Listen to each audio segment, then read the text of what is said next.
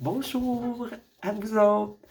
Je vous reviens encore avec des communications parce que je trouve ça très important qu'on se parle entre couple, entre amis, comme employeur, employé, on doit se parler. La communication, c'est important. Et les non-dits, ça fait beaucoup de tort. Donc, j'ai trouvé deux beaux textes. Je pourrais dire un texte et une citation que je vais vous lire parce que je ne les connais pas par cœur. Et je vais porter mes verres parce que je ne serai pas capable de vous les lire. Donc, c'est comme suit.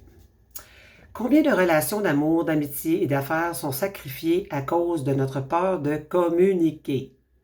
Combien de non-dits laissons-nous entrer dans la relation, sachant pourtant très bien que chaque non-dit porte en lui un germe de rupture? Pourquoi avons-nous si peur de parler, de clarifier, de poser les bonnes questions, d'entendre la vérité et d'ajuster notre compréhension mutuelle? Que tous et chacun on comprenne ce qu'on se dit. Quel dommage d'attendre le point de non-retour pour se dire enfin ce que nous accumulons depuis des jours, des semaines, des mois, même des années. Certaines choses sont difficiles à dire, car nous avons peur de perdre la relation si nous en parlons. Et si nous n'en parlons pas, on va la perdre pareil, parce qu'on garde tout en dedans. Parler et écouter sont des preuves d'amour, même quand le message est difficile. Il y a un monde de différence entre se taire pour écouter et se taire par peur de parler.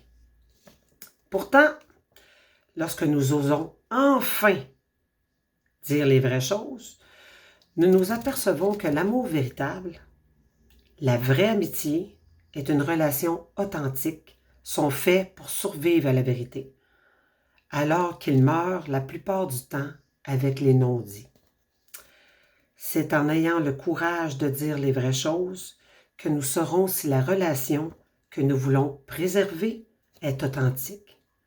C'est en nous taisant que nous l'asphyxierons à petit. Tenons-nous à cette relation? Osons parler.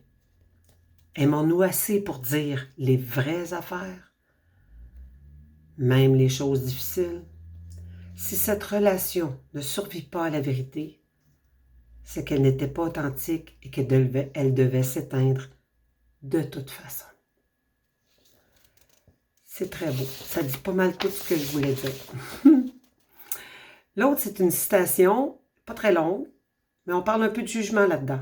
Et je vous en ai déjà parlé de jugement dans d'autres vidéos que j'avais faites auparavant.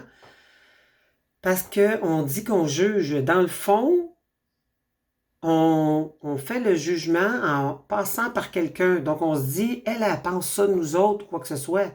C'est nous autres qui est en train de juger par le biais de quelqu'un d'autre. Donc, je lis la petite citation. Le jugement est le pire ennemi de l'écoute.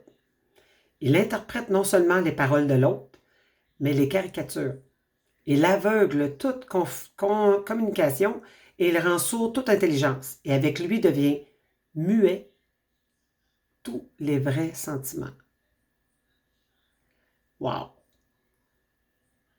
Elle rend sourd toute intelligence. Parce que là, on déblatère. On dit plein d'affaires que le cerveau a manipulées.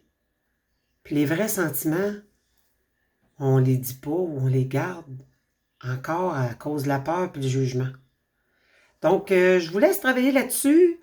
Je trouve que c'est des très beaux textes que je viens de vous lire. Et puis, on va revenir avec ça plus tard. Donc, je vous aime. Passez une très belle journée.